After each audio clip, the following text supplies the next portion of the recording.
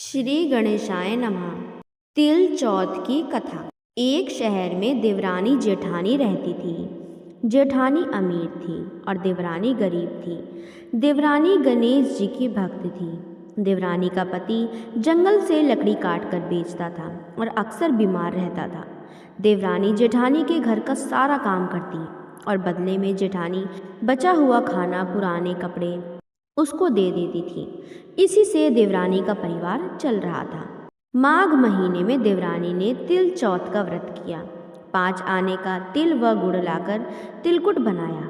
पूजा करके तिल चौथ की कथा सुनी और तिलकुट छीके में रख दिया और सोचा कि चांद उगने पर पहले तिलकुट और उसके बाद ही कुछ खाएगी। कथा सुनकर वह जेठानी के यहाँ चली गई। खाना बनाकर जेठानी के बच्चों से खाना खाने को कहा तो बच्चे बोले, माँ ने व्रत किया है और माँ भूखी है। जब माँ खाना खाएगी हम भी तभी खाएंगे। जेठ जी को खाना खाने को कहा तो जेठ जी बोले, मैं अकेला नहीं खाऊंगा, जब चांद निकलेगा तब सब खाएंगे तभी मैं खाऊंगा। जेठानी ने उसे कहा कि आज तो किसी ने भी अभी तक खाना नहीं खाया, तुम्हें कैसे दे दूं? तुम सुबह सवेरे ही बचा हुआ खाना ले जाना। देवरानी के घर पर पति बच्चे आस लगाए हुए बैठे थे कि आज तो त्योहार है, इसीलिए कुछ पकवान आदि खाने को मिलेगा।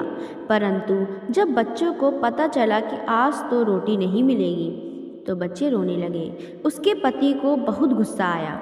कहने लगा, सारा दिन काम करके भी 2 रोटी नहीं ला सकती तो काम क्यों करती हैं?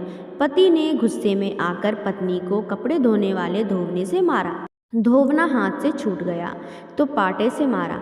वह बेचारी गणेश जी को याद करती हुई रोते रोते पानी पीकर सो गई। उस दिन गणेश जी देवरानी के सपने में आए और कहने लगे, धोवने मारी, पाटे मारी, सो रही है या जाग रही है? वह बोली, कुछ सो रही हूँ, कुछ जाग रही हूँ। गणेश जी बोले, भूख लगी है, कुछ खाने को दे। देवरानी बोली, क्या दूँ? मेरे घर में तो अन्न का एक दाना भी नहीं है। जेठानी बचा कुचा खाना देती थी, आज भी वह नहीं मिला।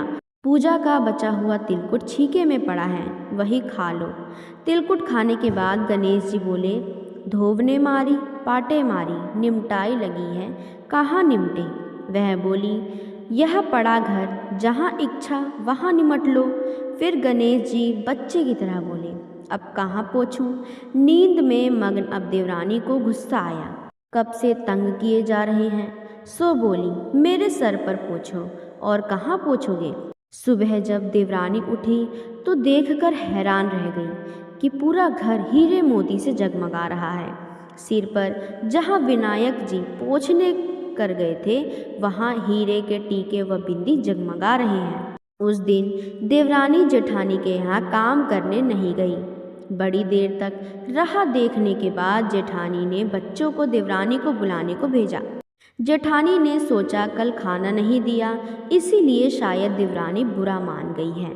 बच्चे बुलाने गए और बोले, चाची चलो, माँ ने बुलाया है, सारा काम पड़ा है। देवरानी ने जवाब दिया, अब उसकी ज़रूरत नहीं है, घर में सब भरपूर है गणेश जी के आशीष से। बच्चों ने घर जाकर माँ को बताया कि चाची का तो पूरा घर हीरे मोतियों से जगमगा रहा है। जेठानी दौड़ती हुई देवरानी के पास आई और पूछा कि यह सब कैसे हुआ। देवरानी ने उसके साथ जो कुछ हुआ वह सब सुना दिया। घर लौटकर जेठानी ने अपने पति से कहा कि आप मुझे धोवने से और पाटे से मारो। उसका पति बोला कि मैंने कभी तुम पर हाथ नहीं उठाया, अब कैसे उठा दूँ? वह नहीं मानी, जिद करने लगी। मजबूरन पति को उसे मारना पड़ा। उसने ढेर सारा घी डालकर चूरमा बनाया और छीके में रखकर सो गई। रात को गणेश जी सपने में आए, कहने लगे, भूख लगी है, क्या खाऊं? जेठानी ने कहा, हे गणेश जी महाराज, मेरी देवरानी के यहाँ तो आपने सूखा तिलकुट खाया था, मैंने तो झड़ते घी का चूरमा बनाकर आपके लिए छीके में रखा है, फल और मेवे भी रखे हैं, जो चाहे खा लीजिए। बाल स्वरूप गणेश जी बोले, अब निमटे कहाँ?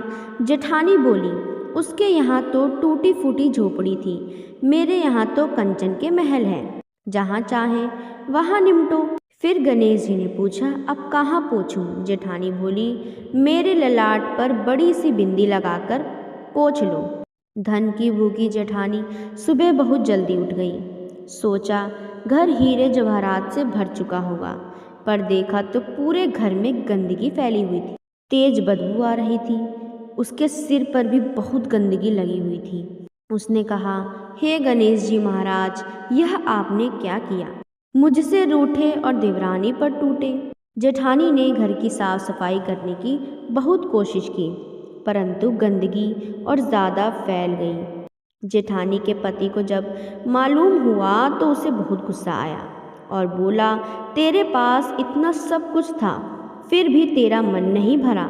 परेशान होकर चौथ के गणेश जी से मदद की विनती करने लगी। गणेश जी ने कहा, देवरानी से जलन के कारण तूने जो किया, यह सब उसी का फल है। अब तू अपने धन में से आधा उसे दे देगी, तभी यह सब साफ होगा। उसने आधा धन बांट दिया, किंतु मोहरे की एक हांडी चूल्हे के नीचे गाड़ रखी थी। उसने सोचा किसी को पता नहीं चलेगा, और उसने उस धन को नहीं बांटा।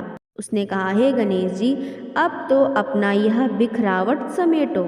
गणेश जी बोले, पहले चूल्हे के नीचे गाड़ी हुई मोहरों की हांडी सहित ताक में रखी दो।